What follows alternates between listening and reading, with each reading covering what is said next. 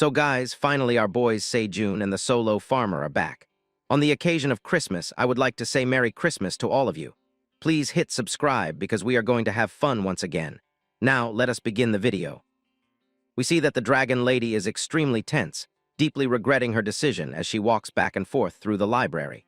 No matter how much she thinks about it, sending Sejun to the 67th floor was a mistake. She wonders how long a tower farmer can hold out against those locusts, because they are becoming more dangerous with every passing second. Suddenly, the dragon lady's crystal ball starts glowing red. A system notification appears, asking Dragon Lady Eileen whether she wants to lift the block. She taps, yes. We see that it is her grandpa, Kaiser, who immediately starts begging in front of Eileen, telling her that he was wrong and asking for forgiveness. He pleads with her to never block him again. Meanwhile, Dragon Lady Eileen is still processing everything. We get a recap of the previous events, how Sejun went to the 67th floor as a mid-manager to deal with the locusts, and whether he will be all right. Even though Dragon Lady Eileen is a tower administrator, she is unable to help him, which deeply upsets her. Kaiser notices this and feels disappointed that he cannot help her either. Suddenly, Kaiser realizes something and tells Eileen not to worry at all. He reminds her that Sejun is the best solo farmer. He entered the Black Tower on his own and survived the 99th floor using nothing but his bare hands, an achievement impressive even to mighty dragons. He influenced countless beings and turned them into his comrades so he could grow faster than anyone else. Above all, Sejun is the representative of the Black Dragon, chosen by none other than Eileen herself. So how could the Dragon Lady doubt her own judgment? As the scene shifts, we see Sejun eating detoxifying green onions while Theo attacks multiple purple locusts, chewing on green onions at the same time. Grandpa Kaiser tells Eileen that Sejun will be just fine, because he is the best solo farmer the tower has ever seen. We see Sejun using his dagger and scythe to cut down everything in his path. The scene shifts back again, showing our lucky golden cat, Theo, wondering what Sejun would have done if Theo had not packed an extra bunch of detoxifying green onions in his bag. Sejun simply smiles, gives a thumbs up, and tells manager Theo that he did a great job.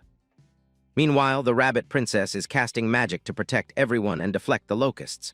She knows that red locusts are already dangerous, but now they have turned purple, meaning the locust population on the 67th floor has increased even more. She uses her water attribute skills and fires a water cannon, blasting the locusts away.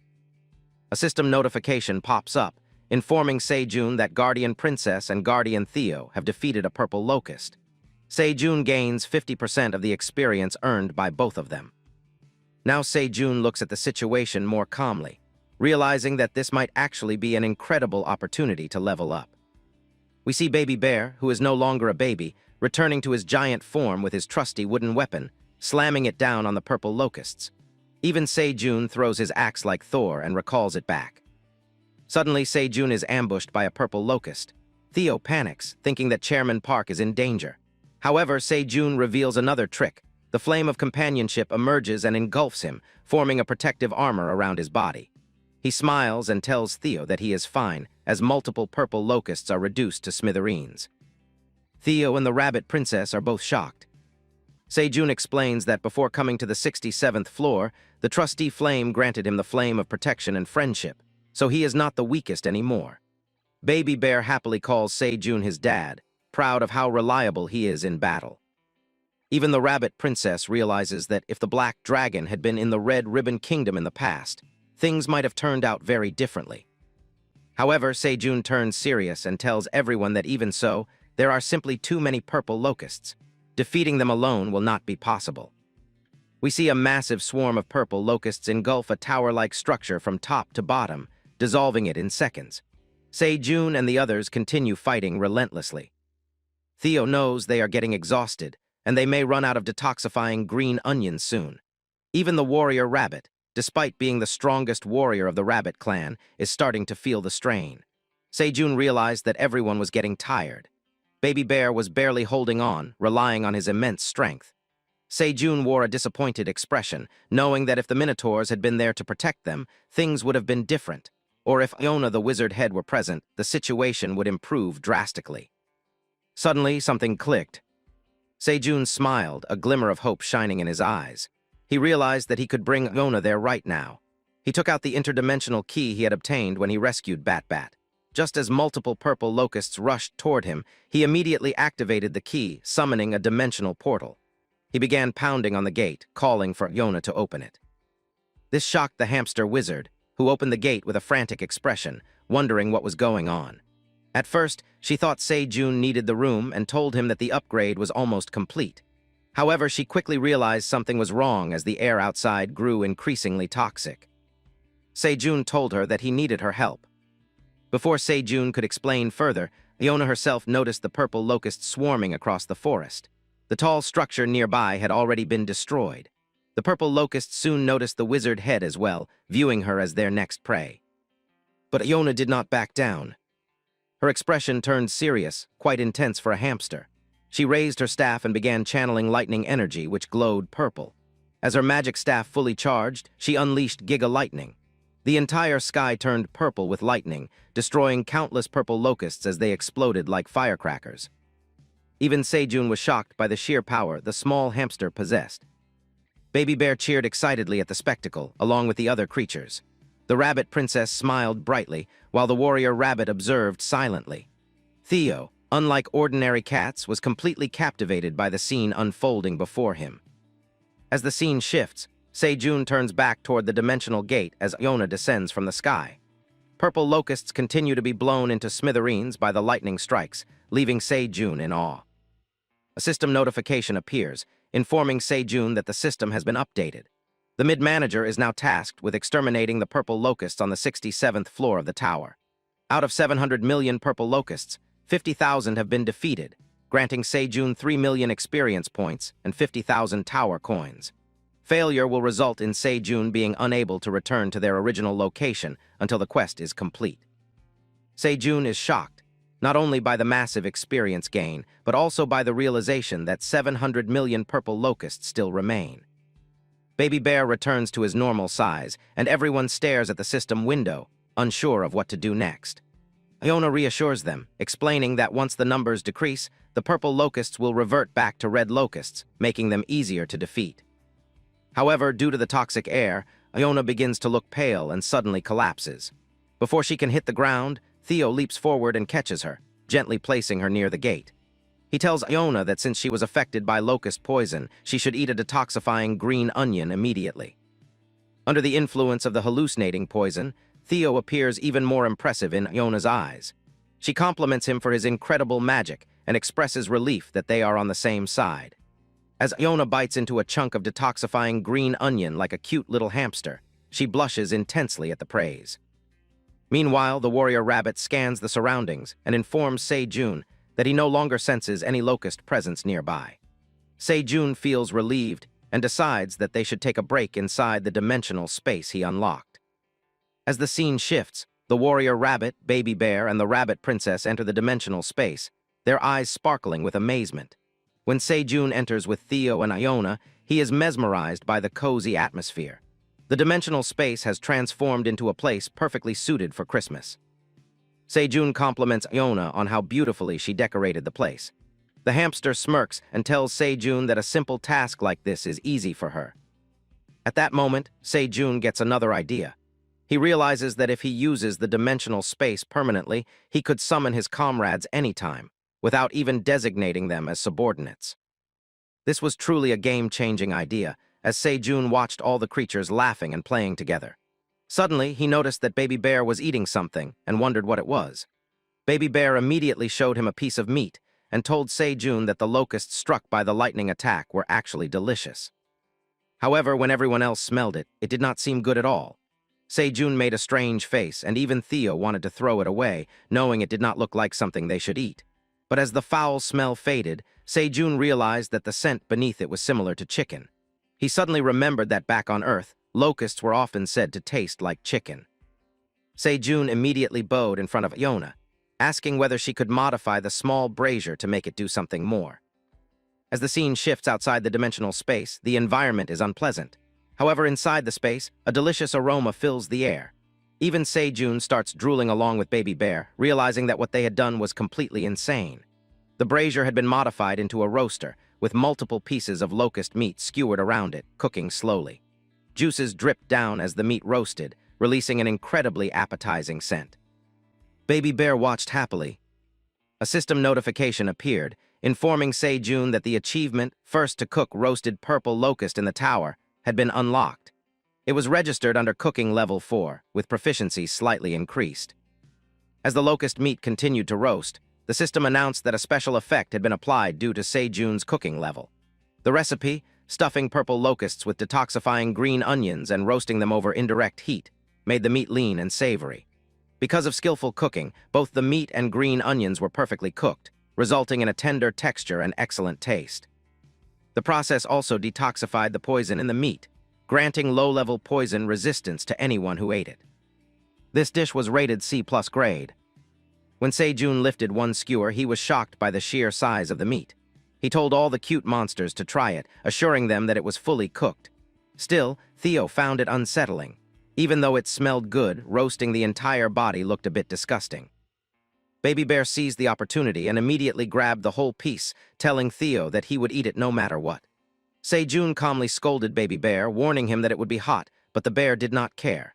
He tossed it into the air to cool it down, then blew on it with his mouth. The shell cracked without breaking apart, revealing soft, tender meat inside. The juicy meat melted in his mouth and tasted heavenly. Baby Bear enjoyed it immensely and started gulping it down at an incredible speed. Thea stared in disbelief, wondering how the bear could eat something that had looked so nasty moments ago. But soon, even Theo started drooling, and the other monsters began wondering if they should try it too. Se-jun walked to the roaster and pulled out another skewer, telling everyone that there was plenty to eat and that they should eat slowly and enjoy it. He told them not to be shy and to ask for more whenever they wanted. The cute creatures accepted the food as if they were receiving blessings from heaven. As they ate, Se-jun finally took a bite himself. After an entire year and such a long break, the taste filled him with bliss. Everyone was mesmerized, eating again and again. Se-jun realized that the flavor was exactly like the roasted chicken he used to eat back home. But as the scene shifts back to the dimensional gate, we see that the delicious aroma has attracted various monsters outside. 3 peculiar monsters with yellow, blue, and red eyes appear near the dimensional entrance, believing that whatever was happening inside was completely unforgivable. The scene shifts back inside the dimensional space, where we see every monster sleeping cutely on top of one another. Se-jun was also sleeping on a hanging bed, his mouth still drooling from the deliciousness of the food. However, Theo was trying to get out of the dimensional pocket. He had eaten too much and was so bloated that he could not even sleep. As he walked outside, we saw a shadow with a frog-like silhouette that came insanely close to Theo, ready to nab him and stuff him inside a jute bag. While Theo was contemplating whether he should go out for a walk, his head was suddenly covered with a bag. He screamed in a cute cat voice, wondering what was going on. It turned out to be a frog-like creature acting stealthy, accusing Theo of releasing the purple locusts in the Navia swamp. The frog believed it was because of the innocent golden cat, who was clueless about what was going on, that countless comrades had died. Theo's face was visible outside the jute bag as he was dragged through the water. He wondered what the frog was talking about, but the frog was not ready to listen at all. It declared that, starting with Theo, it would deal with the others too. Theo started crying and begged the frog to wait. He introduced himself as the tower's mid-level wandering merchant, the golden cat Theo. The frog refused to believe him, saying that a wandering merchant would never come this deep into such a dangerous location. However, the frog's companions stopped the kidnapper and told him to look at the cat's neck. When they did, they saw a silver wandering merchant badge, proving that Theo was telling the truth. Theo sat down innocently, shaking violently from fear after being kidnapped. The other 2 frogs wondered why a wandering merchant would be present near the Navia swamp. A third frog suggested that the badge might be fake or stolen. Hearing this, Theo frantically explained that it was a misunderstanding. He said they had come to eliminate the purple locusts and save the jewel frogs who were being hunted by them.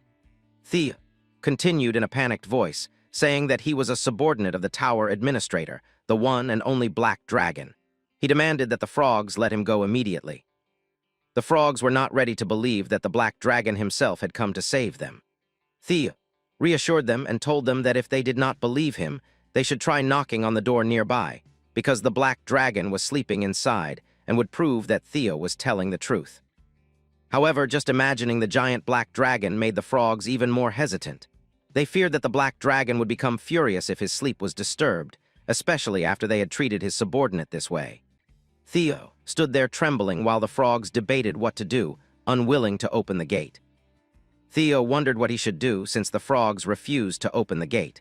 At that moment, one of the frogs came up with a strange idea. They decided to take Theo to Lord Geron, who would know what to do. Theo asked who Geron was, but the frogs immediately tied him to a long bamboo stick. Two of them lifted the stick and carried the newly captured cat away. Theo screamed continuously, calling out for Chairman Park to come and save him. Inside the dimensional portal, Sejun scratched his ear in his sleep, thinking it was just a mosquito whispering, and continued sleeping peacefully. Outside, Theo kept screaming for breath, shouting that he was a mid-level wandering merchant, the great Lord Theo, and ordering the frogs to put him down. Annoyed by the noise, the frogs threw him against a rock, assuming that such a noisy cat must be fake. After a moment, everyone calmed down. The green frog approached Theo, while the blue frog removed the bag from his head. The green frog apologized, explaining that they had lost too many comrades recently and had to be careful. Only then did Theo realize that the ones who kidnapped him were actually the ones they were meant to save, the jewel frogs themselves. There were 3 of them, one blue, one light green, and one dark green. Theo became furious. He had come to save the jewel frogs, yet they treated the great merchant like a captive. He scolded them angrily, asking if they had any idea how hard they had fought the purple locusts for the jewel frogs' safety. But suddenly, as Theo was scolding the 3 jewel frogs, a heavy voice echoed from the swamp, asking how he dared to act this way. Seeing this, Theo was shocked. He turned around and looked toward the swamp, which was bubbling violently as air surged from within. From the dirty swamp, a massive silhouette slowly emerged, a giant jewel frog. The creature spoke in a deep voice, demanding to know who dared scream so loudly and disturb his sleep. The giant jewel frog was so enormous that even the smaller jewel frogs trembled in fear for a moment. However, they quickly knelt down before the massive creature and addressed him as the king of the jewel frogs, the greatest and largest among their kind. Meanwhile, Lord Geron, the jewel frog king, was furious at Theo. He believed that Theo had continuously harmed him and their brethren. The swamp water surged violently, splashing everywhere and completely soaking the golden cat once again. Even though Theo desperately tried to dry himself, the impact was too great, and he was knocked unconscious on the spot. The blue jewel frog quickly spoke up, informing their lord, none other than Lord Geron, that they had captured the cat from the area with the strongest poison concentration in the swamp. Hearing this, the jewel frog king assumed that Theo was the one who had released the damn bugs into the swamp. Theo, however, did not even have the strength to speak. His body was completely drenched, every muscle aching terribly. On top of that, he was terrified and unable to put any strength into his limbs. But then Theo began acting. This was what the old Theo would have done. Suddenly filled with energy, he stood tall and spoke loudly before Lord Geron and the other jewel frogs, declaring that he was destined to become a great wandering merchant, and that he could not fall over something like this. Theo stood up proudly and introduced himself in his usual grand manner. This body belongs to the mid-level wandering merchant, the Golden Cat Theo. He demanded to know how Lord Geron dared kidnap, threaten, and treat him in such a manner without any proof. Theo declared that the price for this insult would definitely be paid by none other than the jewel frogs themselves. What Theo believed to be an intimidating display was nothing more than a joke to the jewel frog king. Lord Geron immediately raised one massive hand, intending to squash the tiny cat for his defiance, calling him an insignificant little thing. However, the dark green jewel frog stopped him. "Please wait, my lord," he said, explaining that, according to Theo, he was a subordinate of the Black Dragon, which could be useful to them. At this, even Lord Geron began to sweat slightly. If the tower administrator Theo mentioned was truly the mighty Black Dragon, then the situation was far more serious than he initially thought. The 3 jewel frogs began speaking hurriedly to their king, explaining that if Theo was telling the truth, then harming him without reason could bring immense trouble upon them. They also reminded Lord Geron that Theo had claimed to fight the dangerous purple locusts, creatures the jewel frogs themselves were helpless against. Perhaps Theo had really come to help them. Theo, however, was deeply annoyed. Not only did they doubt him, but now they were presenting his words to their lord as if the idea came from them. Still, for Lord Geron, it was difficult to believe. Even he, the mighty jewel frog king, was currently recovering in the swamp after being poisoned by those bugs. There was no way a tiny cat could handle monsters that attacked everything they encountered. At that moment, Theo seized the opportunity. He opened his bag and spoke confidently. "If that's the case, then you should eat this." From Theo's magical bag emerged a beautifully roasted piece of purple locust meat. Theo explained with shining eyes that if Lord Geron ate it, he would be completely fine. Technically, the effect came from the detoxifying green onion stuffed inside, but Theo did not bother explaining that detail. Before anyone could react, a massive tongue shot forward and grabbed the roasted meat. Lord Geron ate it instantly, purely because it smelled delicious, without caring about its effects. Theo was stunned by the sheer size of the Jewel Frog King's tongue. The subordinates hesitated, wondering if their lord should really eat something just because it smelled good. Before they could even finish speaking, Lord Geron began acting strangely. He felt something stirring inside his body. The Jewel Frogs feared something terrible was happening within their lord.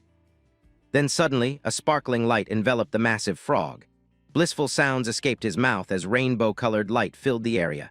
When the light finally faded, Lord Geron spoke in a refreshed voice. His body felt incredibly light and rejuvenated. The once intimidating Jewel Frog King now looked completely different, giant yet slimy, adorned with multiple colors, with a radiant rainbow-colored jewel shining on his head. Moments ago, he was terrifying. Now he behaved like a spoiled puppy, eagerly asking what Theo had fed him because it was unbelievably delicious. The giant frog wondered what on earth the dish was because he felt that the toxins inside his body were completely gone. He asked Theo whether he had any more of it. The cat let out a devilish laugh, knowing that it was a good thing he was lucky. He had kept a few roasted locusts aside, just in case. It was because of this food that the Jewel Frog King was finally willing to discuss a deal with him.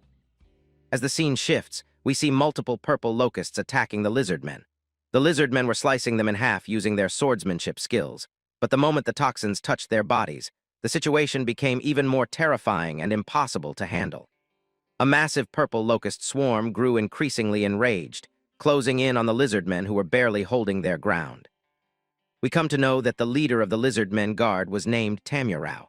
All the other monsters on the 67th floor were confused, wondering why the numbers of locusts were not decreasing at all. They were also running out of detoxifying green onions, and the situation was spiraling out of control. Tamurao knew this could not continue any longer. As the purple swamp crept closer, only a few inches away, he wondered if this was truly the end for them. Suddenly, a massive familiar tongue appeared out of nowhere. In a single motion, it grabbed dozens of purple locusts and swallowed them whole. A thunderous burp followed, along with a satisfied voice commenting that the locusts were really delicious. It was none other than Lord Geron, who had come to rescue the lizard men. Everyone was shocked to see the Jewel Frog King eating the poisonous locusts without suffering any ill effects. Lord Geron then revealed his true power after being fully rejuvenated. He began spinning his tongue like a helicopter, sweeping through the swarm and devouring countless locusts without even pausing to digest them. As the frog continued consuming the locusts again and again, the lizard men realized that the Jewel Frog King was eating tens of thousands at a time. They stared in disbelief, wondering just who this overwhelming being truly was. Lord Geron finally introduced himself.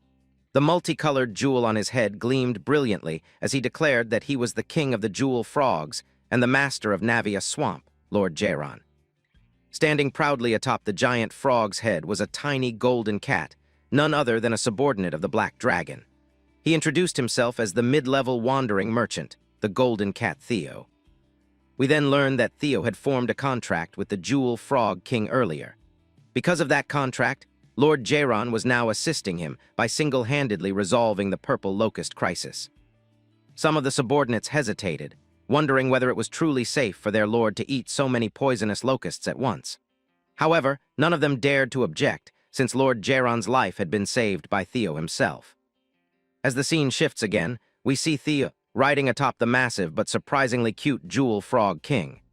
Theo ordered Lord Geron to eat as many purple locusts as possible and to fill his stomach until he was completely satisfied. Hearing this, Lord Geron leaped straight into the heart of the purple locust swarm, which was engulfing the entire area. Meanwhile, the scene shifts back to the dimensional space. Sejun finally woke up along with the other monsters. As he stretched and looked around, he frowned slightly, wondering where the golden cat Theo had gone.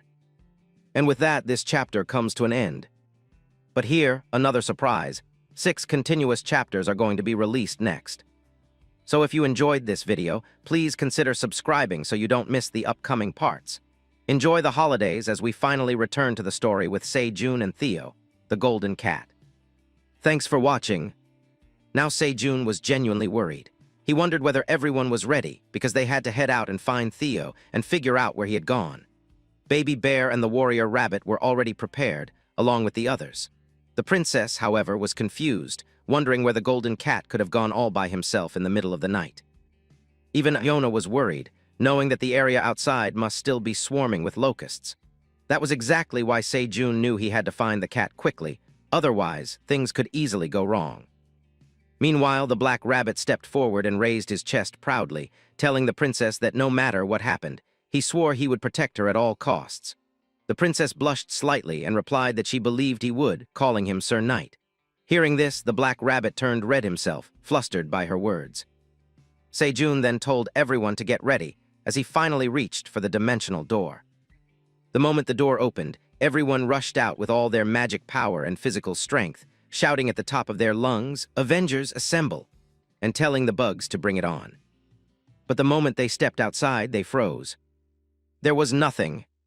The surroundings were completely desolate. Only the dimensional gate stood behind them, with no enemies in sight. Se-jun quickly realized that the area they had previously cleared was still safe. Suddenly, the black rabbit's ears twitched.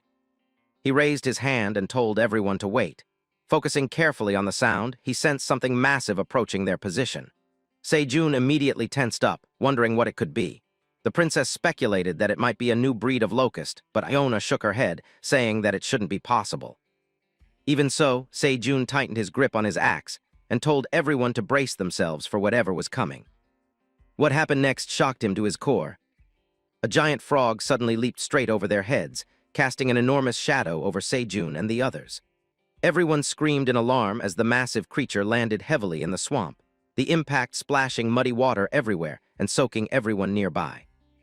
As the water settled, they noticed a small silhouette clinging desperately to the frog. It was Theo, barely hanging on.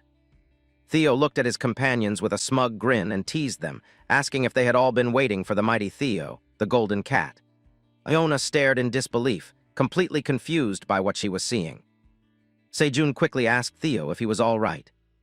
Theo replied proudly that he was completely fine, and casually added that he had even made a new subordinate named Jaron. Se-jun blinked. Who is Jaron? Theo explained that thanks to Jaron, they had wiped out a massive number of purple locusts. At that moment, the giant jewel frog king noticed the mark on Se-jun's hand, the unmistakable crest of the black dragon. Without hesitation, Lord Jaron, along with multiple jewel frogs, immediately bowed before Se-jun. They explained that they had been able to overcome the locusts thanks to the dish Se-jun had cooked, and that it had helped them immensely. Se-jun wondered aloud whether these frogs were different from the ones on the 75th floor. Iona explained that these were jewel frogs, and they were the very targets their team was supposed to protect for this mission. Lord Jaron was none other than the king of the jewel frogs, and at that moment, Theo was sitting cutely on his head.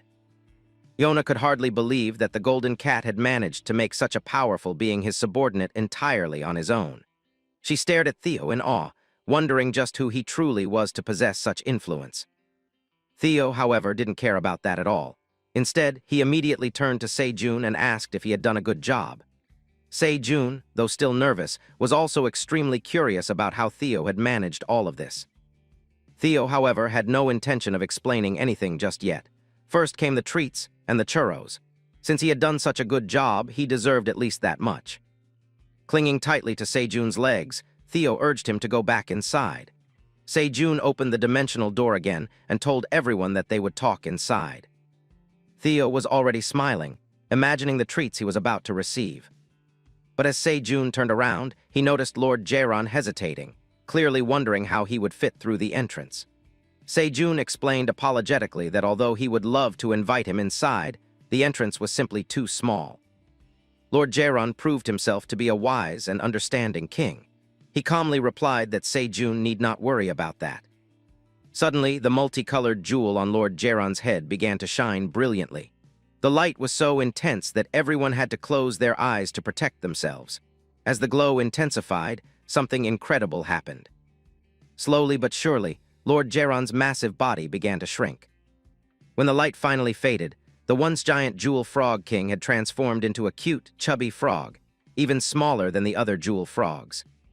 Sejun stared in amazement and wondered aloud whether Lord Geron was similar to Baby Bear, someone who could shrink and expand at will. Hearing this, the king laughed lightly and told Sejun that it was nothing special. Yona immediately rushed forward to examine the newly transformed frog, her curiosity completely overflowing. While Sejun was happily telling everyone that they should have a meal together, the scene shifted back into the cozy dimensional space once again. Yona was yelling at Theo, just like a worried girlfriend, asking the cat whether he even had any idea how worried the hamster had been after he vanished in the middle of the night. Theo, however, was completely relaxed, knowing that nothing bad had actually happened. He also knew better than to mention that he had been kidnapped and had nearly died, because that would only make things worse for him. As the scene shifted toward Sejun, we saw that the entire fireplace had been completed and was now being upgraded once again so that he could cook more food inside it. Theo and the others gathered around, drooling uncontrollably when they saw a delicious-looking stew. The dish was called Purple Chef's Potato Stew. It was made from thinly sliced purple locust meat, combined with detoxifying green onions and strength potatoes, all boiled together for a long time so the ingredients could blend harmoniously and enhance each other's effects. Upon consumption, strength would increase by 10.5 for 30 minutes, the user would feel full for 4 hours, and gain low-level poison resistance. Everyone lined up eagerly as the food was cooked inside a giant clay pot. Sejun told everyone to line up and take their portions so they could eat their fill. When the Black Warrior Rabbit ate, he felt completely satisfied, both in body and soul. Yona ate quietly while the Jewel Frogs also enjoyed the meal, amazed by how delicious it was, especially the detoxifying green onions and the purple locust meat. One of the Jewel Frogs thought it was miraculous. Normally, just touching the skin of a red locust would melt a frog's skin due to its toxicity, but thanks to the green onions, the detoxification effect was incredible. Meanwhile, the cute Jewel Frog King was extremely pleased, saying that this was exactly what one would expect from the Black Dragon. Thanks to this food, they could finally fight the locusts properly. Sejun encouraged everyone to eat well and regain their strength so they could finish exterminating the purple locusts. However, for the Jewel Frogs, the feeling was bittersweet. They had to eliminate the bugs, but knowing they would no longer be able to eat this delicious dish afterward was heartbreaking. Sejun smiled and told everyone that there was something he hadn't told them yet. He gestured for everyone to follow him, saying that he wanted to show them something. As everyone followed Sejun, he stopped in front of a wooden door. Even Theo was curious, wondering what that door was, since the last time he had seen it, he was too busy eating to pay attention. Sejun then explained that he had asked Yona to create a special space. When the door was opened, everyone was stunned. Inside was a massive freezer, filled with an enormous number of frozen purple locusts. Yona had originally frozen them as research samples for the Wizards Association. According to her, it was fine for Sejun to use some of them as cooking ingredients. Baby Bear couldn't tolerate the cold and immediately started sneezing non-stop. The Jewel Frogs wondered whether freezing the locusts would make them taste better. As the temperature dropped further, the Jewel Frog King began growing sleepier with every passing second, while even Theo started shivering from the cold. Sejun realized that the monsters were unfamiliar with the concept of cold storage. He explained that keeping things cold prevents them from rotting, allowing them to be stored and eaten for a long time. Thanks to Yona, they now had a massive freezer where they could preserve ingredients. Yona blushed at the praise, explaining that setting up a semi-permanent freezing magic circle over such a large space was actually very high-level magic, but she had still managed to do it. Everyone was surprised by how capable Yona truly was. Baby Bear began climbing on the giant ice cubes, while the princess wondered if they should freeze the detoxifying green onions as well so they wouldn't go to waste. Sejun told everyone that the green onions were fine, since he could simply farm more. The Jewel Frogs didn't understand the concept of farming and asked what it was. Sejun started to explain, but midway through, he realized everyone had begun sneezing and coughing because it was far too cold. By then, the Jewel Frog King had already fallen asleep, entering hibernation. Meanwhile, both Yona and the green jewel frog were completely fine. At that moment, Sejun came up with a great idea. The scene then shifted to the administrator tower, where Eileen was flipping through multiple books at the same time. She was reading intensely, wondering what she should do until Sejun returned, knowing she needed to grant him the proper authority as a mid-level manager so he wouldn't face such difficulties again. She kept reading book after book until suddenly her eyes lit up. She had found something. The book itself was magical, its letters glowing brightly. Eileen hugged the blue book tightly, feeling relieved. She knew that this was it, that she had finally found the solution. Confident that Sejun would return safely to the 99th floor, she held the book close, reassured that everything would be all right. Guys, we are so close to 100,000 subscribers, and I know you all are awesome. And you all can do it in no time, so please hit the subscribe button right now, and now enjoy the story further. As the scene shifts, we come to the lizard men, along with the wolf tribe guards and the others, who were relieved and happy that the evacuation of the wounded was complete. They could no longer feel any locust presence around the area.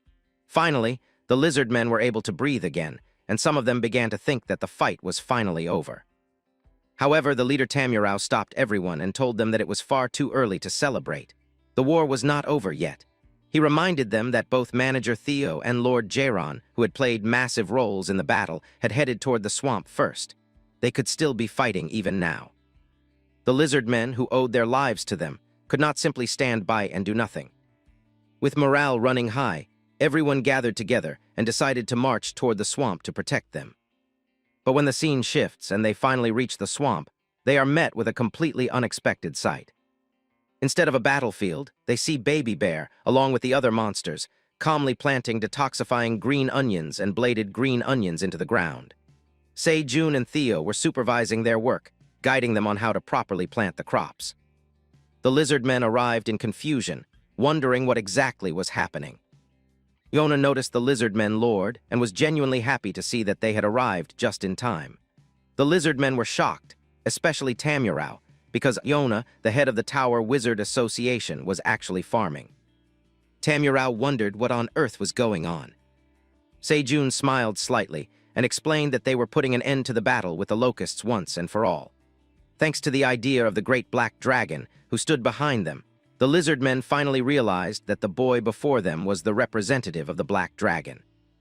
They noticed that Sejun's eyes were glowing faintly, as if he had awakened some new power, while he instructed the jewel frogs to plant green onions across specific areas of the swamp. Theo, on the other hand, was completely baffled. He asked why they were going through all this trouble of splitting the green onions and planting them everywhere. Sejun explained that green onions must be planted in well-drained soil, because they would not grow properly in soil that was too damp. Thanks to his plantation skill, which had now reached level 5, Sejun could clearly see which ground was suitable for which crops. In this situation, the skill was proving to be far more useful than he had ever imagined. Soon, even the army of the lizard men began helping the jewel frogs plant the green onions. As the farming continued at full pace, Sejun thought that once it was complete, the 67th floor would be able to handle the locusts on its own. From the very beginning, his goal had been to prevent the extinction of the jewel frogs in Navia Swamp on the 67th floor. Suddenly, a system notification appeared. At the same time, the black warrior rabbit sensed something unusual.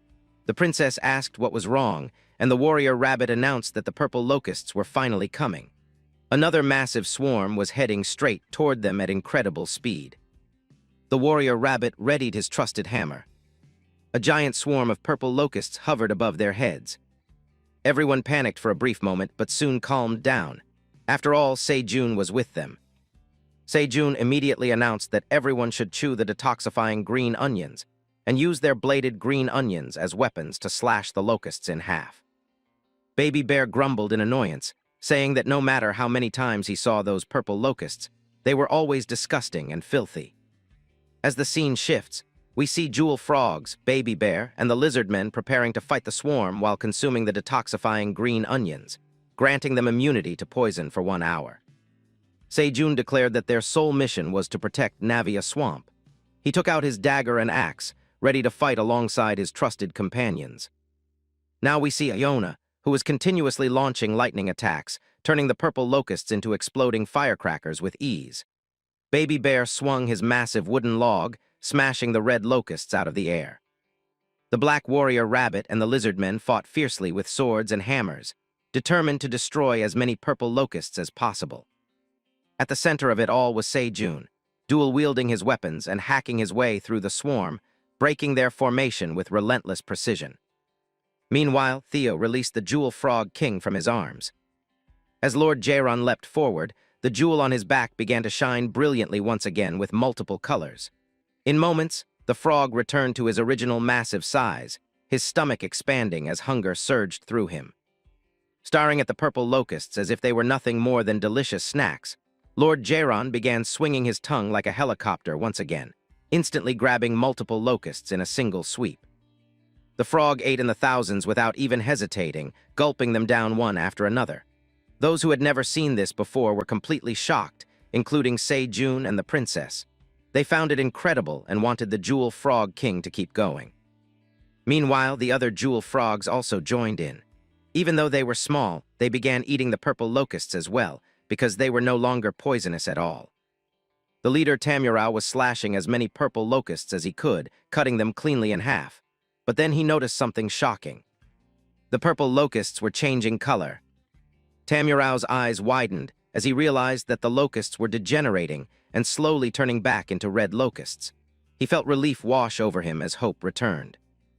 A system notification appeared, making everyone happy, including Sejun. He read it aloud, announcing that as the locust population decreased, they were degenerating from purple locusts back into their original red locust form. Sejun smiled and encouraged all the cute creatures, big and small, to keep pushing them back. Everyone shouted in unison as they launched another wave of attacks. Finally, as the scene shifts, we see Thea letting out a sigh of relief. Everyone else had also finished their part of the battle. Thea was happy that they had won without anyone getting hurt, realizing that this was the true power of the bladed green onions and detoxifying green onions. Even Lord Jaron, the Jewel Frog King, was burping loudly after his feast, clearly satisfied. One of the Lizard Men's soldiers approached Sejun and respectfully called him the Great Black Dragon. Two Jewel Frogs followed shortly after, bowing deeply and thanking him for saving them. The Jewel Frogs promised that from now on, they would farm both the bladed green onions and detoxifying green onions themselves. They swore to exterminate the remaining locusts and protect Navia Swamp on their own. At that moment, a system notification informed Sejun that he had finally completed the mid-level manager quest after almost 1 full year. As a reward, he obtained 3 million experience points and 50,000 tower coins. Sejun could hardly believe it. He felt that he had achieved an incredible feat. Just then, the Lizardmen leader Tamurao stepped forward again, also calling Sejun the Great Black Dragon.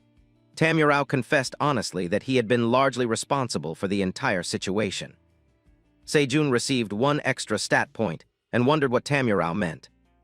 A flashback followed. It revealed that the Lizardmen had trusted Tarek the pig, who was actually the mastermind behind feeding the locusts even after they had been subdued. Tamurao had received continuous rewards from him and never once suspected anything was wrong. Now Tamurao placed a reward box in his hands and opened it, showing Sejun the item he had received from the pig. He offered it up, wanting to sacrifice it to the Great Black Dragon. Sejun refused. He told Tamurao that it was fine, and instead instructed the Lizardmen to use that reward to restore the 67th floor after the destruction caused by the battle. A blue aura suddenly surrounded everyone who had come from the upper floor. A system notification announced that they would be returning to the 99th floor in 30 seconds. Hearing this, the Lizardmen leader was deeply moved. The Jewel Frogs were also surprised by the generosity of the legendary Black Dragon. Soon, the blue aura completely enveloped everyone. They were shot upward into the sky and teleported back to the 99th floor of the tower. Finally, after almost 1 year, they were witnessing the 99th floor once again. Even Sejun felt emotional, realizing how long it had been. The fresh air felt incredible after such a long time. The Black Wolf, White Wolf, the entire rabbit family, and the cute little bunnies rushed forward, shocked and overjoyed that their master, Sejun, had finally returned. Sejun knelt down, checking on everyone and marveling at how much the baby rabbits had grown. He petted them affectionately, admitting how much he had missed them. Suddenly, Theo glanced behind him and noticed something strange. Sneaking quietly onto the 99th floor was none other than Lord Jaron, the Jewel Frog King. Theo was shocked that Jaron had followed them all the way up. Meanwhile, Sejun asked the Mother Rabbit and Father Rabbit about Bat, wondering how he was doing and whether he had adjusted well, since it had been so long since they last saw him. The Mother Rabbit pointed toward the house of Sejun they had built. Inside, multiple queen bees and worker bees were taking care of Bat, who was happily resting upside down in the shade, just as bats should. She explained that Bat was doing perfectly fine. Sejun also noticed that the fields looked amazing. The farm hadn't changed at all, and the new crops were fully grown, tomatoes, potatoes, and many other crops thriving beautifully. The farmer rabbit explained that the residents of Grainier Village were eager to help with the work. Even though they had all scattered earlier for their wandering merchant jobs, they had now returned and completed a great deal of work. Even the architect rabbits came over to Sejun, calling out to him and telling him that they had prepared something while he was away. They asked if he would like to follow them. As the scene shifts, we arrive near the pit below the 99th floor. Sejun immediately recognized the place. It was the cave where he had first entered the tower. As he looked around, he noticed something new on the floor, a trapdoor that had not been there before. Sejun opened it, and Theo peeked inside. We see that entering the cave was no longer troublesome, because the architect rabbits had built stairs that extended deep downward. Sejun began walking inside, noticing multiple candles lighting the entire area and preventing darkness from spreading. Sejun felt pleased seeing the staircase that led directly into the cave. He realized that from now on, they could come and go freely without needing someone above to pull them up. He immediately understood just how hard the architect rabbits must have worked on this. Meanwhile, we see the two cute little beings, whose names had been forgotten, along with Flame, all happily looking at their master. We also noticed that there were now multiple purifying Ents, whereas before there had only been one when Sejun left. Even Baby Bear wondered what was going on. We come to learn that the first Ent, named Pasaki, had produced more seeds. For Sejun, this was great news, as it meant that the flaming tree would now have more companions willing to protect her. Just then, a system notification appeared. It was revealed that Eileen was shocked to see that Sejun had returned. Sejun smiled and asked her how she had been doing. However, the dragon lady felt both relief and irritation at seeing his cheerful expression, making her feel foolish for worrying so much about the team she had sent. She brushed those feelings aside and told Sejun that more importantly, she had something to give him right now. Sejun was surprised, wondering what else there could be. Inside the administrator tower, Eileen opened the blue book and began channeling magic into the crystal orb. She told Sejun to think of it as a reward for all his hard work. As the spell took effect, Sejun was enveloped in a blue aura from head to toe. He was startled as he felt a powerful surge of energy flow through his body. Something had clearly changed. The dragon lady smiled calmly and told him to look forward to it, because she had finally found the greatest authority suitable for him. It was called the authority of an unbreakable body, granted to the mid-level manager Sejun. Only then did Sejun realize what it meant. With the unbreakable body, his physical body could never be broken. The realization shocked him, and he wondered in disbelief whether he had now become truly invincible. But as Sejun saw the blue energy fading away, he wondered why he was not feeling its power yet. Hearing this, Baby Bear decided to test it immediately. He took out his trusty wooden weapon and slammed it down with insane force straight onto Sejun's head. Sejun was startled and fell to the ground as smoke rose from his head due to the impact. When Baby Bear realized that Sejun's head had not fallen off, he became overjoyed, knowing that his dad had finally become strong. Even Thea realized that Sejun did not break, even after taking a full-powered strike from the bear. However, Sejun began crying, telling Baby Bear that he could still feel the pain exactly as before. He warned Baby Bear not to expect any dinner tonight for pulling such a cruel surprise attack. Sejun then turned toward the tower administrator and thanked her sincerely for the incredible gift. The dragon lady told Sejun that she would be leaving things in his care from now on. Suddenly, a system notification appeared. It informed Sejun that a quest had been triggered. The job quest was to realize the joy of harvesting and to use the harvesting skill 100,000 times. The reward for completing it would be level 51, 50,000 tower coins, and all tower farmer job skills increasing by 1 level. However, completing 100,000 harvests was clearly not an easy task. As the scene shifts, we arrive at the Rabbit Kingdom floor, where Greed was staring at his old portrait like a narcissistic creature. A soldier approached Greed and informed him that there was an urgent report. After receiving permission to speak, the messenger explained that the Wandering Merchant Association had sent a summon to Greed. The situation was serious because the fat pig Tarek had been captured after failing to kidnap the bunny princess. During interrogation, Tarek had mentioned Greed's name, making him a suspect as well. Greed's eyes filled with killing intent as he wondered how Tarek could be such a fool. Greed had treated him well, as Tarek was a fellow Boar elder, and had even entrusted him with an important relic to carry out the job. Now, due to Tarek's mistake, the Wandering Merchant Association, an organization funded by Greed, had dared to act against him. Greed turned toward the messenger and asked whether there was any concrete evidence linking him to Tarek. The messenger replied that there were indeed clues, as Yona, head of the Magic Association, and the Inspection Bureau led by Inspector Fox had carried out a joint operation. A flashback appears. We see Inspector Fox arresting Tarek on 8 criminal charges, including kidnapping, unlawful confinement, and blackmail.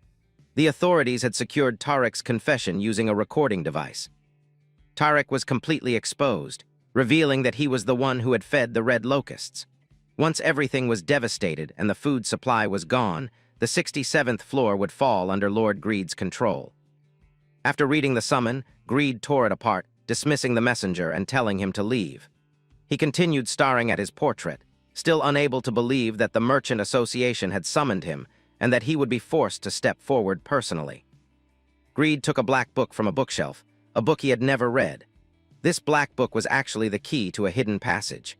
As the bookshelf moved aside, Greed descended deeper underground and opened a massive gate with a giant golden bow symbol engraved on it. Beyond the gate stood a white dragon statue, surrounded by massive piles of gold scattered throughout the chamber. The sight revealed just how greedy the pig truly was. Suddenly, the white dragon statue began to speak. Hearing the voice, Greed immediately bowed in respect, greeting the great white dragon speaking through the statue. The white dragon's eyes glowed with crimson energy as they glared at Greed. The scene shifts back to the 99th floor cave. Rabbit farmers were harvesting cherry tomatoes, while other rabbits and ents watered the flame tree and nurtured new saplings. Baby Bear helped gather water from the nearby lake, while the small rabbit children looked up to their big brother in admiration. The bunny princess was treated generously, with the architect rabbits presenting her with everything they had harvested. Everyone noticed that Sejun was counting numbers under his breath. As the scene shifts again, we see Sejun, Theo, and the black rabbit pulling on something firmly rooted in the ground. No matter how hard they tried, they failed to uproot it. The red vine with multiple leaves remained intact, standing firmly in place. Sejun realized that what they were trying to uproot was no joke.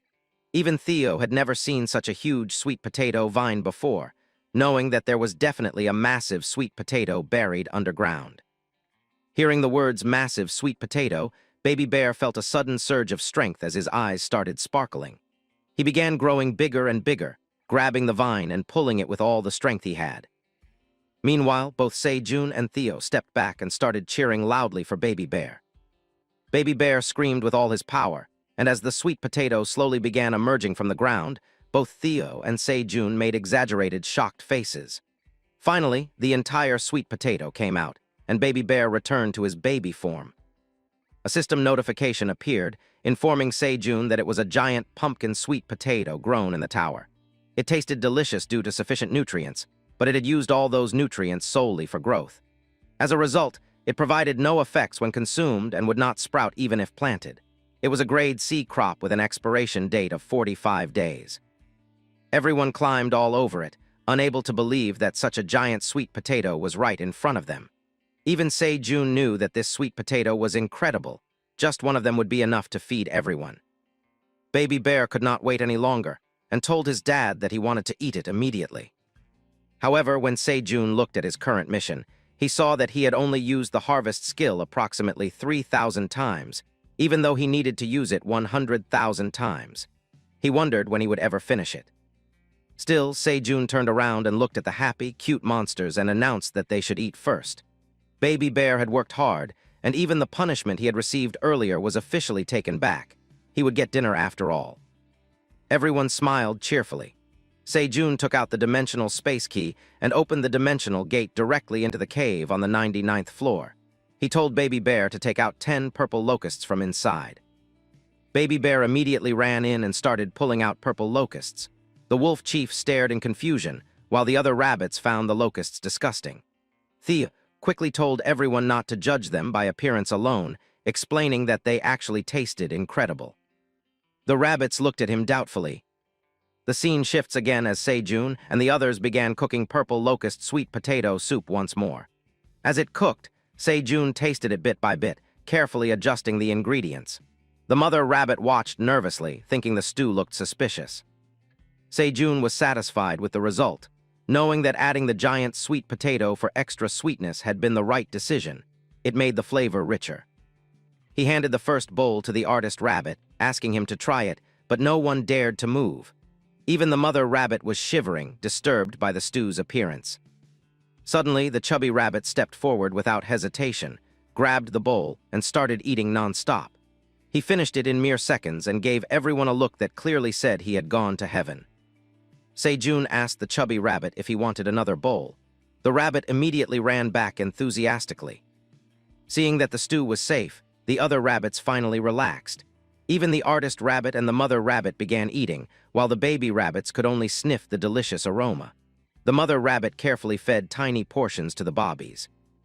The architect rabbit found the stew incredibly delicious, and Sejun continued serving bowls one by one to everyone lined up. The next bowl was offered to Yona, but she declined, along with the princess and the black warrior rabbit. Yona explained that they had urgent business to attend to. The trial of Greed, the landlord of the 55th floor, was about to begin. The time had finally come to hold him accountable for his crimes and punish him accordingly. Sejun agreed, feeling relieved that the black warrior rabbit would be accompanying them, knowing they would be safe. Just then, Lord Geron returned and called out to Theo. Theo asked if the frog had enjoyed his walk outside, but Geron replied that he had discovered something unusual up on the 99th floor. Sejun immediately became curious and asked what it was. As the scene shifts, we return outside to the 99th floor farm, where Sejun and the others were staring upward in shock at something enormous casting a shadow over them, all wondering what it could possibly be. Guys, we are so close to 100,000 subscribers, and I know you all are awesome. And you all can do it in no time, so please hit the subscribe button right now, and now enjoy the story further. We see that in front of Sejun and the others was not a monster or a giant being, but instead another giant crop. It had leaves so large that they worked like full-blown fans. Theo immediately realized that it was a giant carrot and wondered what they should do about it. Even the baby bear froze for a moment because this was too much even for him. Sejun wondered what they should do, thinking about whether they should dig up the surrounding earth to harvest the carrot properly. Theo told everyone not to worry, reminding them that he was the golden merchant cat. He then told Geron to transform into his usual larger form. As the jewel frog king grew in size, he prepared to pull the carrot out. He grabbed the leaves firmly and told everyone to leave it to him. Using all his strength, he pulled upward. The ground began to shake violently, and Geron used his utmost power, yet the carrot did not budge at all. Sejun could not believe it. Even with Geron's strength, it was impossible. He wondered what on earth was buried beneath the ground. Just then, Sejun heard a heavy thumping sound and turned to look. At the same time, the baby bear suddenly became excited. The reason was revealed immediately. The mother bear had returned to the 99th floor. However, the situation quickly turned dangerous. The jewel frog king and the red mother bear locked eyes, clearly ready to clash. Even though Sejun told them not to fight, he realized that since Geron had come from another floor, he had unintentionally offended the mother bear. Theo clutched his head, knowing that Geron was technically his subordinate, but he had no idea how to stop this confrontation. Before things escalated further, the baby bear ran between the red mother bear and the jewel frog king. He excitedly told his mother that there was a huge carrot buried in the ground and that he wanted to eat it as soon as possible. The mother bear snapped out of her aggressive stance and looked at the giant carrot leaves. The jewel frog king also paused. They stared at each other for a moment, and then Se-jun suddenly had an idea. He told both giant creatures that instead of fighting, they should combine their strength and pull the carrot out together, since they were the two most powerful beings on the 99th floor. Fighting might be their instinct, but cooperation was possible. Both creatures hesitated, but in the end they agreed for the sake of the baby bear. They each grabbed the carrot leaves and began pulling upward with full force. The power they exerted was so immense that it caused a literal earthquake. Se-jun wondered just how massive this carrot was to cause such tremors. The baby bear cheered loudly for his mother, telling her to hang in there. Both the mother bear and the jewel frog king struggled intensely, yet slowly, impossibly, the carrot began to rise. Everyone watched in disbelief. The giant carrot kept coming out, and it did not stop. Right in front of Se-jun and the others, the golden carrot lifted completely out of the ground and began floating in the air. The mother bear nearly collapsed from exhaustion, while the jewel frog king stared in shock. Everyone else was frozen, unable to believe what they were seeing. At that moment, a system notification appeared. It informed Se-jun that he had harvested the Red Ribbon's giant carrot altar. His job experience increased greatly, and his harvesting level 4 proficiency also rose significantly. In addition, he obtained 10,000 experience points.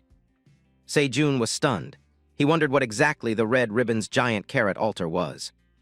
Hearing the system message, the father rabbit and the yellow rabbit children hurried over. Before Se-jun could ask further questions, another system window appeared. It stated that Se-jun must offer 100 crops of 10 different types to the Red Ribbon's giant carrot altar within 24 hours and hold the Harvest Festival of Abundance. The reward for completing the festival would be a job skill called Crop Gigantic. Se-jun could hardly believe it.